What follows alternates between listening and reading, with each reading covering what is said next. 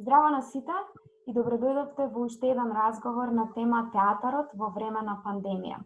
Мојот денешен соговорник е Драган Спасов Тац, актер во Драмски театар Скопје. Добре дојде, Драган. Еве сум, здраво, добро најдов. Благодарам многу што ја прифативте поканата да бидете дел од овој серијал Разговори. Ништо. Првото прашање кое што го поставувам на сите соговорници е што значи да се биде театарски уметник, во вашиот случај театарски актер, во време на пандемија. Како го доживеавте прекинот на работа на театрите и како ви минаа првите полициски часови? Актерот обично има немирен дух. Не случајно велат остави го овој глумец, кога е малку повеќе бесен. Да затвориш еден таков немирен дух во 4 зида е многу тешко, многу страшно. Мислам дека нема актер на земја на кој што не му паднало тешко оваа пандемија. Им паднало тешко на сите, но актерите имаат посебно, мислам дека имаат и посебно место и во пеколот и во рајот. Така да, навистина, мене ме затекна, например, во спремање на представа. Ја работевме од Душан Ковачевиќ Хипноза на љубов, тој е најновиот негов текст, во Драмски театар и стасавме 20 дена до премиера кога моравме да ги прекинеме пробите. И тоа е навистина очено и погубно за еден актер. Се сеќавам, сега ми текна, се сеќавам пред доста години, ке речете дека ништо не е една представа, глумецот е научен на се, тоа е негова работа, но јас дојдов во театар и како и сега тоа е една рутина за мене и за сите други кои што се бават со оваа професија. Дојдов во театар, се нашминкав, се облеков и тргнав да играм една представа. Не сеќам точно која беше.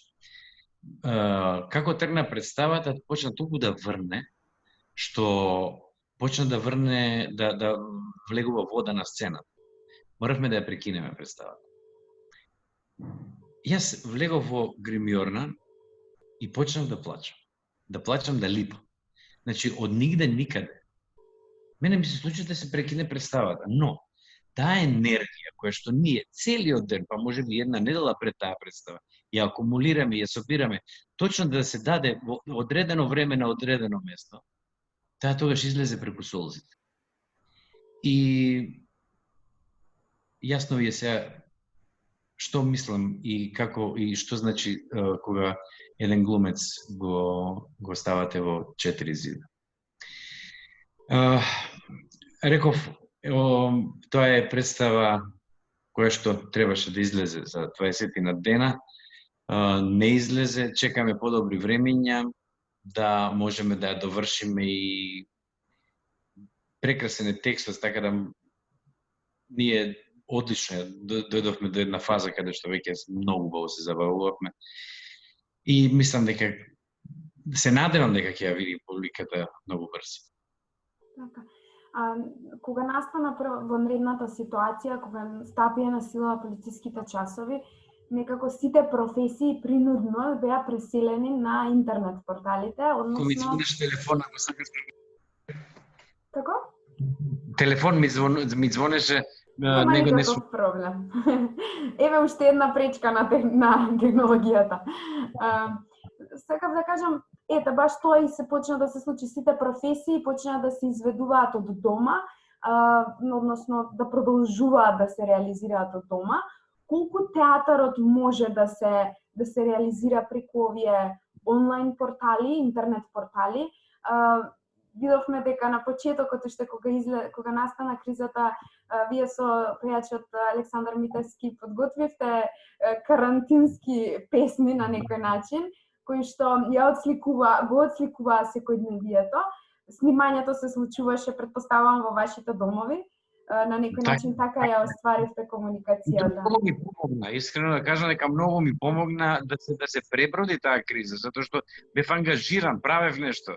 Так. Ние чуда правевме да дојдеме до некој резултат, навистина. Александар е многу работлив и знае околу техниката, така да навистина чуда правевме за да стасаме до нешто да излезе тоа некоја песна која што ете и забава беше и за нас и за публика, така да мислам дека одлично. Онака некако побрзо ми поменуваат деновите со тоа што ако правев нешто од што да седам и да не правам.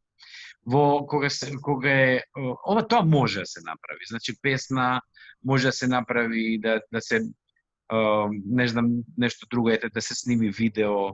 Па на пример таа Корона Чао која што ја направивме со Александар баш точно е направена во карантински услови, значи сите се по дома снимани и од дома е снимана целата песна со музика, после преснимувана и така натаму. Таа песна пројде 3,5 милиони гледања. Значи, тоа е стварно една импозантна бројка. Што не е случај со театар. За жал. Што не е, значи, театарот мора за театар да се гледа, мора да биде жив глумецот тука пред тебе, да го видиш и тие емоции да ги почувствуваш од самиот глумец. А публиката на глумецот му треба за да види како дише заедно со него, да ја почувствува својата енергија преку публиката. Така да овие обиди се убави за театарот, но само се обиди и мислам дека така не може да функционира, не мислам тврдо дека така театар не може да функционира. Може би некогаш ќе се најде некоја форма во самиот театар, но не, театарот не е телевизија, не е екран. Како и да е, тоа е екран, ние гледаме во екран, како да е поставена таа така наречена представа. Како публика ги доживеавте онлайн прикажувањата на веќе одиграни театарски представи во живо? Со оглед на тоа дека физичкиот контакт представува на некој начин закана денес, сите масовни собири беа стопирани и театрите со цел да го одржат тој контакт со публиката започнаа прикажување, ги отворија архивите и започнаа прикажување на стари представи. Како публика и како актер ги доживувате тие представи кои што веќе не се играат? Јас не знам како публиката, виж не сум прашал. Може би треба да прашам некој. Има некои пријатели дури гледа сакаја да видат представи од Србија. Сака и наши представи, но игра таа и таа представа од Народно позориште, сакаме да гледаме, ќе ја гледаме вече. Викам, браво, добро, не им кажав ништо, затоа што мислам дека не треба ништо да им преудицирам кога сакаат да гледаат и така натаму. Она ќе повторам дека театарот е во театар, не на екран, со тоа што овие се добри, убаво е што се снимени како информација да видиме што сме направили. Имаше, например, гледав некои мои представи кај што сум играл, јас не цели, морам да признам, но гледав чисто информативно, да видам како изгледало тоа во некое време.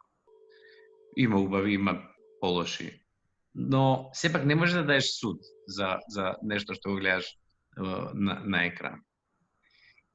Театар, кога гледаш на екран. Тоа е. Така.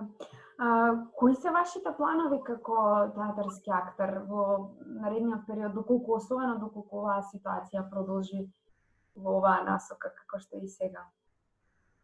Па, пред се да завршиме оваа представа, која што ја споменав на почетокот Хипноза на една љубов.